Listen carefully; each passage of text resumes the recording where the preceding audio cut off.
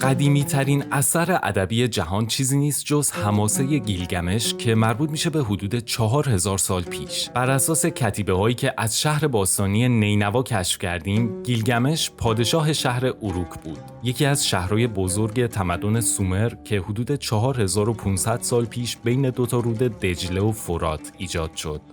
طبق معمول قدرتش تبدیلش کرده بود به یه پادشاه ستمگر. برای همین مردم شهر از خدایانشون کمک میخوان و خدایان هم از گل یه موجود وحشی خلق میکنن به نام انکیدو تا مردم رو نجات بده.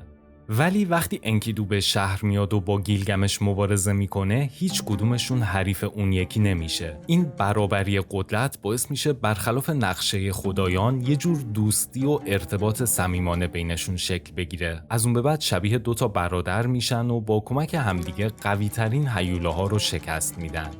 یکی از این هیولاها یک گاو مقدس بود که خدایان فرستاده بودنش. کشتن این گاو باعث خشم خدایان میشه. تصمیم میگیرن انکیدو رو از بین ببرن. بنابراین یه بیماری کشنده براش میفرستن و در نهایت انکیدو توی بغل گیلگمش جون میده. مرگ این دوست صمیمی ضربه روحی شدیدی به گیلگمش میزنه تا چند روز کنار جنازه میمونه و روز هفتم یهو میبینه یه کرمی از بینیش بیرون میاد. با دیدن این صحنه ترس از مرگ توی ذهن گیلگمش بیدار میشه. میگه نکنه منم با این همه قدرتم در نهایت اینطور ضعیف و بی‌دفاع بیفتم و غذای کرما بشم. پس تصمیم میگیره با تمام توانش بره دنبال راز شکست مرگ، راز زندگی جاودانه. با خروج از شهر اروک، سفر سخت و طولانی گیلگمش شروع میشه. توی مسیرش با موجودات عجیب و غریبی برخورد میکنه و هر کدومشون یه جوری بهش هشدار میدن که دنبال جاودانگی نباش، ولی به حرفشون گوش نمیده و جلو میره.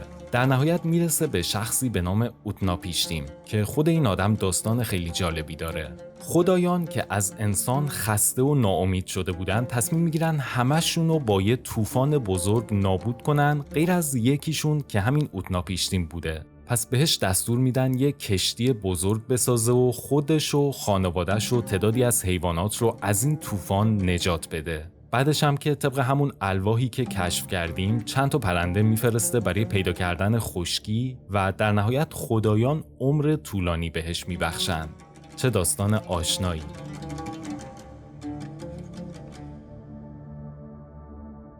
وقتی گیلگمش میرسه به این آقای اوتناپیشتیم ازش میپرسه چیکار کنم که منم مثل تو عمر طولانی داشته باشم. اول میگه باید 6 شب و 7 روز بیدار بمونی، ولی گیلگمش هرچی سعی میکنه موفق نمیشه و در نهایت خوابش میبره.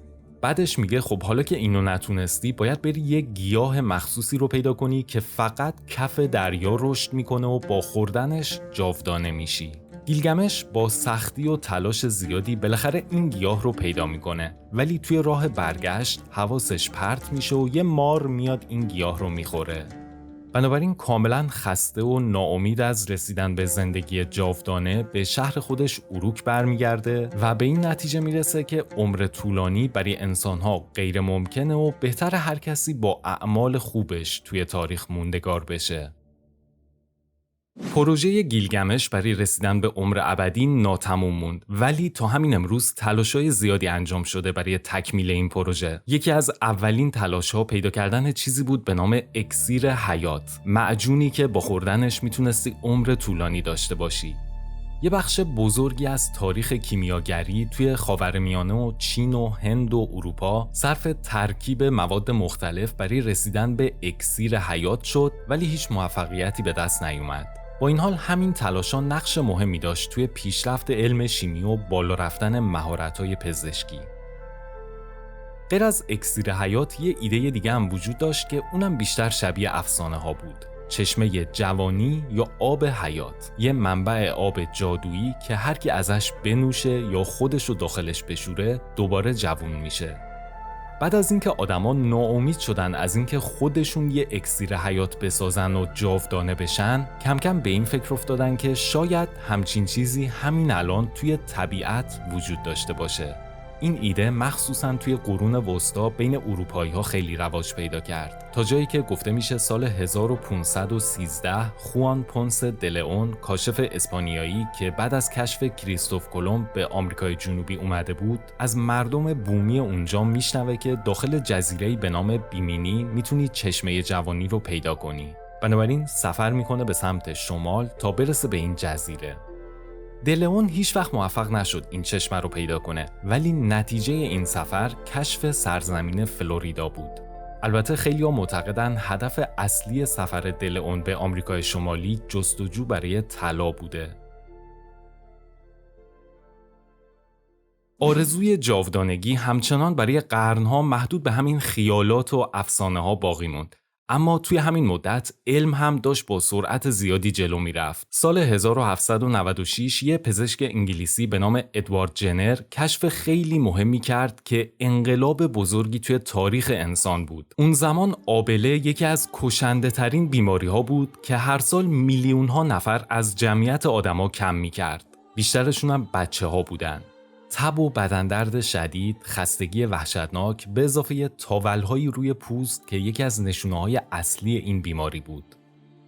جنر به طور اتفاقی متوجه شد افراد شیردوش که دائما با گاوها در تماس بودن، نوع ضعیفتری از همین تاولها روی دستاشون ظاهر میشه با یه تب خفیف، ولی بعد از یه مدتی خود به خود خوب میشن. و مهمتر این که از اون به بعد دیگه هیچ وقت آبله انسانی نمیگیرن. پس با خودش فکر کرد که احتمالاً آبله گاوی یه نوع ضعیفتری از آبله انسانیه که بدن ما راحت‌تر میتونه باهاش مبارزه کنه و وقتی شکستش میده دیگه در مقابل نوع قوی‌تر هم مقاوم میشه. بنابراین از چرک داخل تاولهای دست یکی از همین شیردوش‌ها برداشت و تزریق کرد به بدن یه پسر بچه. یه مقداری تب کرد ولی خیلی زود خوب شد. بعد از چند هفته این بار جنر از چرک تاولهای کسی که مبتلا به آبله قوی انسانی بود به پسر بچه تزریق کرد و به شکل معجزه‌آسایی پسر بچه مبتلا نشد. جنر اسم این روش عالی رو گذاشت واکسیناسیون. واکا توی زبان لاتین یعنی گاو. بعداً لویی پاستور و بقیه دانشمندا با روش‌های مشابهی تونستن برای بیماری‌های کشنده دیگه‌ای مثل هاری، سیاه‌زخم، وبا، کوزاز، سل، فلج اطفال و خیلی چیزهای دیگه هم واکسن بسازن. با اینکه هدف اصلی این تلاش‌ها رسیدن به عمر جاودانه نبود، ولی واکسن‌ها میانگین طول عمر انسان رو به شدت افزایش دادن. این افزایش عمر با یک کشف تاریخی دیگه حسابی تقویت شد. آنتیبیوتیک ها. سال 1928 پزشک اسکاتلندی الکساندر فلمینگ مشغول تحقیق روی باکتری های استافیلوکوکوس بود. بعد از اینکه یکی از ظرف‌های آزمایشگاهش کپک زد، فلمینگ متوجه شد باکتری های اطراف این کپک از بین رفتن. با آزمایش‌های بیشتر به این نتیجه رسید که این کپک ماده‌ای از خودش ترشح میکنه که همین عامل مرگ باکتری‌ها بوده. اسم این ماده رو گذاشت پنیسیلین، چون اسم اون کپک پنیسیلیوم نوتاتوم بود. فلمینگ تلاش زیادی کرد برای خالص سازی و پایدار کردن پنیسیلین، ولی موفق نشد. تا اینکه تقریباً 12 سال بعد، یعنی 1940، دو تا دانشمند دیگه از دانشگاه آکسفورد این کار رو به نتیجه رسوندن و پنیسیلین به عنوان اولین آنتیبیوتیک وارد بازار شد. با این ماده شگفت‌انگیز که طبیعت به ما هدیه داد، تونستیم انواع عفونت‌هایی که توسط باکتری‌ها ایجاد می‌شدن رو از بین ببریم. تا قبل از این حتی ماهرترین پزشکا هم نمیدونستن که چطور میشه جلوی عفونت و فاسد شدن بافت‌های بدن رو گرفت. توی بیمارستان‌های جنگی دست و پای سربازها رو حتی به خاطر زخم‌های خیلی کوچیک هم قطع می‌کردن، چون همینا به راحتی عفونت می‌کردن و کل اون عضو سیاه میشد و میگندید. وضعیت دردناکی که بهش میگن قانقاریا. آنتیبیوتیک ها این کابوس ترسناکی رو که هزاران سال در حال کشتن ما بود برای همیشه تموم کردن.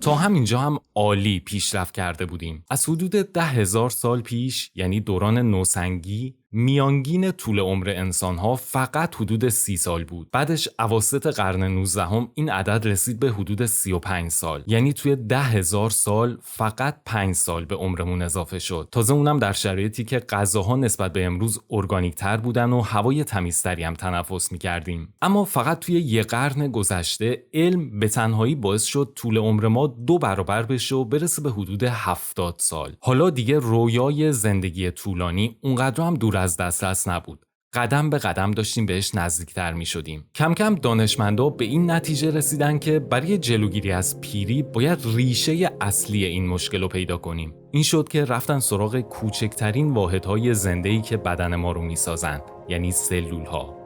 یکی از مهمترین دلایل محدود بودن عمر ما سلول‌های پیرن. تا یه مدت زیادی همه فکر می‌کردن سلول‌ها اگه توی یه شرایط محیطی خوب قرار بگیرن ذاتاً نامیرا هستن، یعنی بی نهایت بار میتونن تقسیم بشن.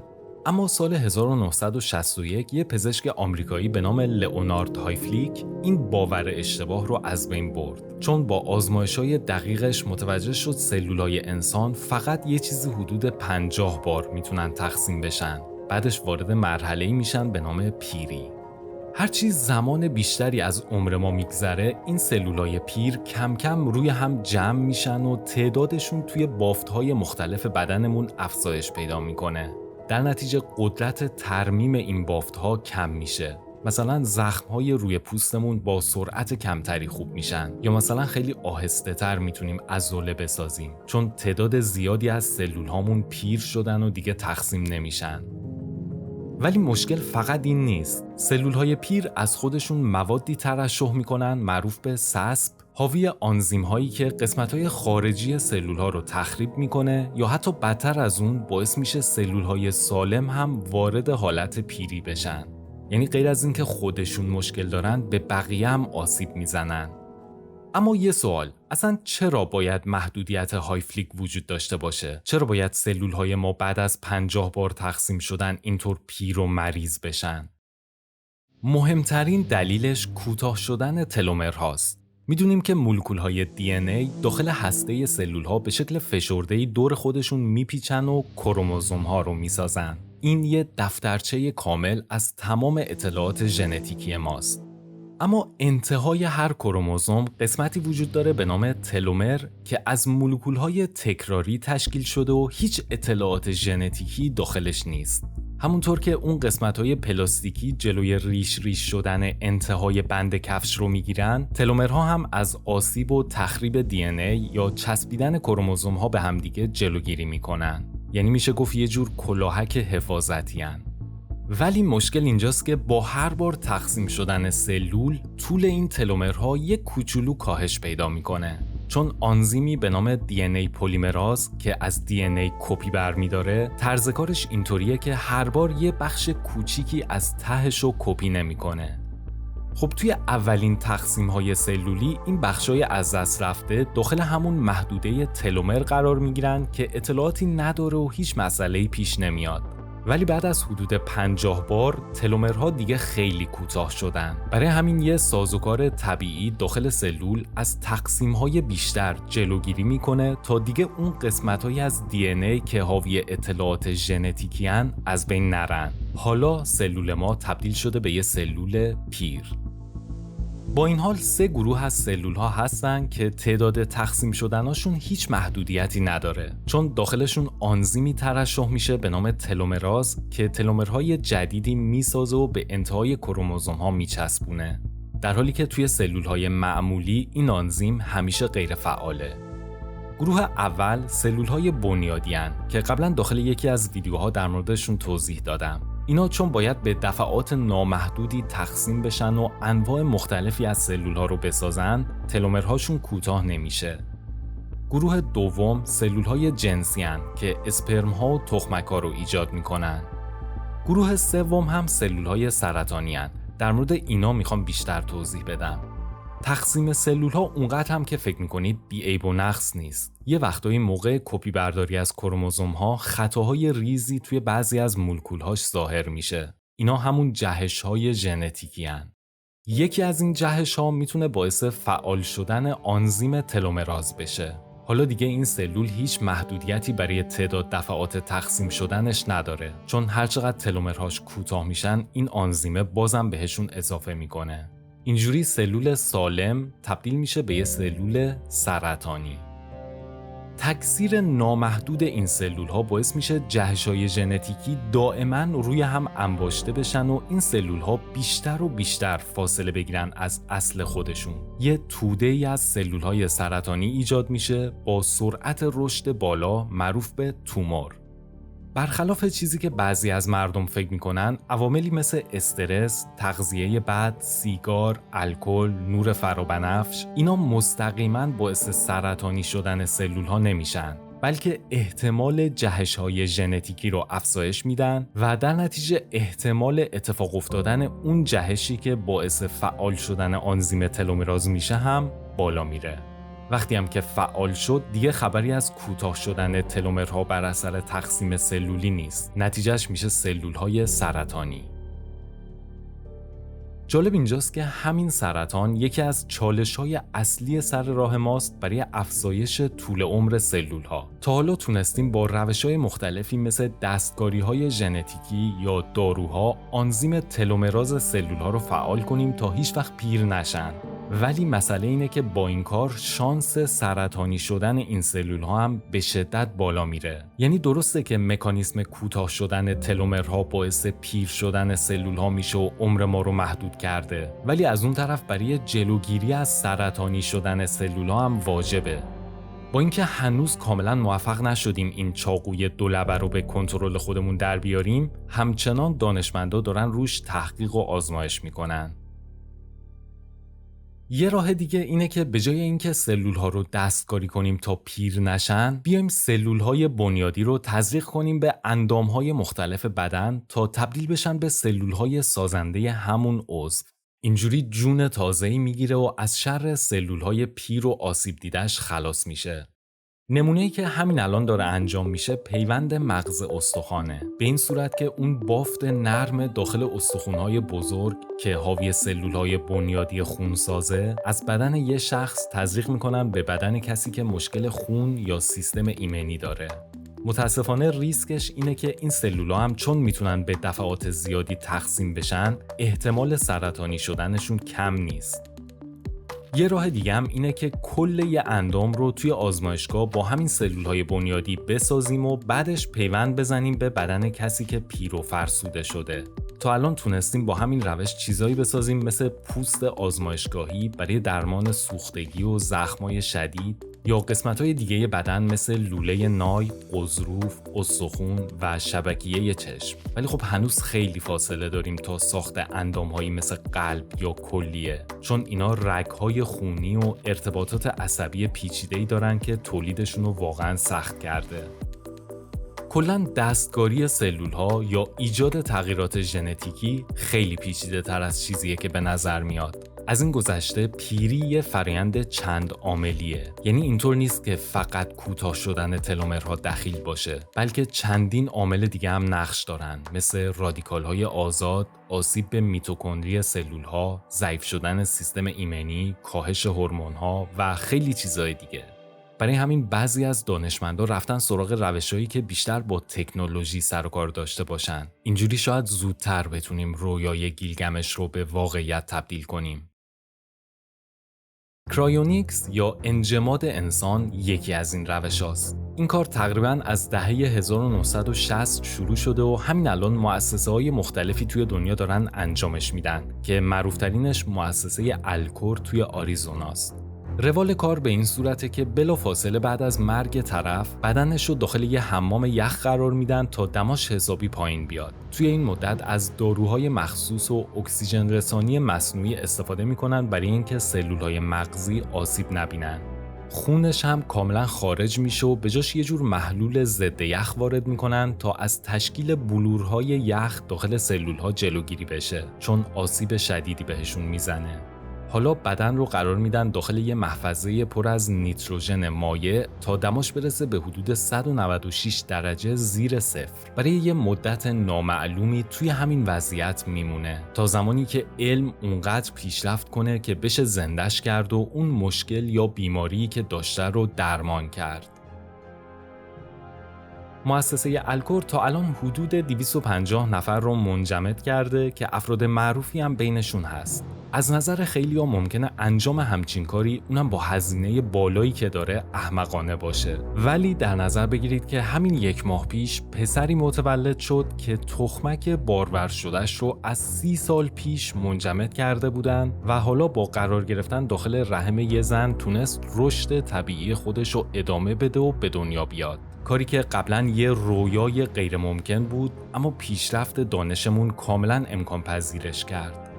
پس منطقیه که امیدوار باشیم در آینده بازم پیشرفت‌های بیشتری اتفاق بیفته و بتونن این انسان‌های منجمد رو دوباره به زندگی برگردونن. اما یه ایده دیگه هست که از اینم عجیب‌تره: بارگذاری ذهن. حرفش اینه که به جای تلاش برای جاودانه کردن این بدن فانی و آسیب پذیر، بیایم آگاهی، خاطرات، شخصیت و خلاصه تمام محتویات مغزمون رو بارگذاری کنیم روی یه سیستم دیجیتال که هیچ کدوم از اون محدودیت‌های سیستم ارگانیک رو نداره. اینجوری میتونه تا هر زمانی روی این بستر دیجیتال به وجود خودش ادامه بده. اول باید یه اسکن مغزی دقیق داشته باشیم از تمام نورون‌ها و اتصالات بینشون و بعدش این نقشه رو روی یه کامپیوتر خیلی قدرتمند شبیه سازی کنیم. این شبیه سازی باید اونقدر کامل باشه که بتونه دقیقاً همون الگوهای فکری و آگاهی اون شخص رو تولید کنه. چالش اصلی این روش اینه که مغز ما به طرز وحشتناکی پیچیده است. میلیاردها نورون که هر کدومشون هزاران اتصال دارن با هم دیگه. حداقل الان که اسکن کامل یه همچین چیزی امکان پذیر نیست. از طرفی هنوز نمیدونیم که آگاهی دقیقاً چطور ایجاد میشه. ممکنه این نقشه دقیق هم توی کامپیوتر شبیه سازی کنیم ولی اون آگاهیه رو تولید نکنه، یا ممکنه تولید کنه ولی کلاً یه شخص دیگه باشه، نه اون آدم اصلی.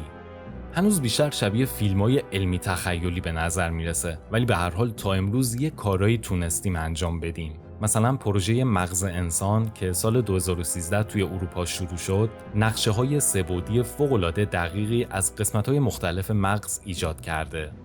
یا مثلا شرکت نیورالینک ایلان ماسک هم موفقیت‌های خیلی خوبی داشته توی ساخت رابط‌های مغز کامپیوتر. این فناوری میتونه نقش مهمی داشته باشه برای برداشتن اطلاعات از مغز و بارگذاری روی یه سیستم دیجیتال.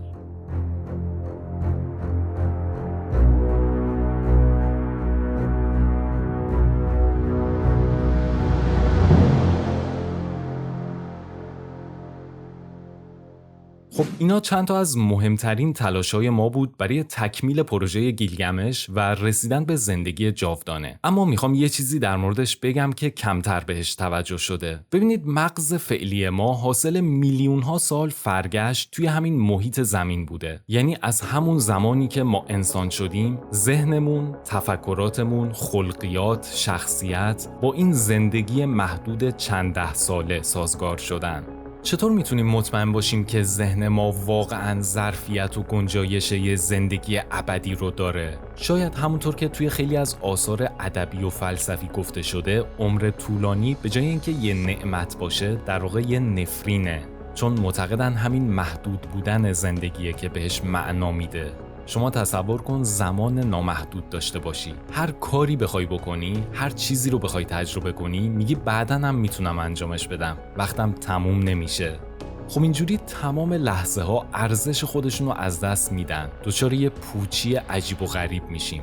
شاید شبیه کسی بشیم که یه منبع پول بی‌نهایت در اختیار داره و هر چیزی رو که اراده کنه میخره. خب تا کی؟ خیلی زود همه چیز تموم میشه و این آدم به پوچی میرسه. دیگه هیچ چیزی خوشحالش نمیکنه. از طرفی چون ذهن ما سازگار شده با یه عمر محدود چند ده ساله، آدمی با عمر نامحدود به احتمال زیاد دچار فرسودگی یا استهلاک روانی میشه، چون ذهنش باید بار یه مجموعه عظیمی از تجربه‌های مختلف و خاطرات تلخ و شیرین رو به دوش بکشه. پس شاید مرگ در واقع یه هدیه ارزشمند باشه برای ما و زندگی ابدی در نهایت تبدیل بشه به یه کابوس وحشتناک. کابوسی که ممکنه هیچ وقت نتونی ازش بیدار شی. هرچند راه حلش هم میشه تصور کرد. مثلا هر کسی که از زندگی نامحدودش خسته بشه میتونه هر وقت که خودش خواست تمومش کنه. تازه غیر از این مشکلات فردی، احتمالش زیاده که جامعه انسانها رو از هم بپاشونه. ممکنه اولش فقط یه عده محدودی بتونن به عمر طولانی برسن، اونایی که پول یا قدرت زیادی دارن. همین یه عدم توازن بزرگ ایجاد میکنه توی جامعه. حالا باید دید ارتباط بین جاودانه ها با انسانهای فانی چطور پیش میره. امیدوارم از دیدن این برنامه لذت برده باشید. این ویدیو با حمایت شرکت فیوتک ساخته شد، سازنده انواع سنسورهای پیشرفته در جنوب کالیفرنیا. امتیاز سنسورهای فیوتک از نظر دوام، دقت و کیفیت به اندازه‌ای بوده که توی تعدادی از پروژه‌های بزرگ و مهم ناسا هم ازشون استفاده شده. دستگاه‌های شما به هر نوع سنسوری که نیاز داشته باشن شرکت فیوتک طراحیش میکنه و چالش‌های سر راهش هم به بهترین شکل حل میکنه. برای خرید یا سفارش سنسور و ارتباط با فیوتک میتونید به سایت یا لینکدین این شرکت مراجعه کنید که آدرسشون زیر همین ویدیو توی دیسکریپشن هست.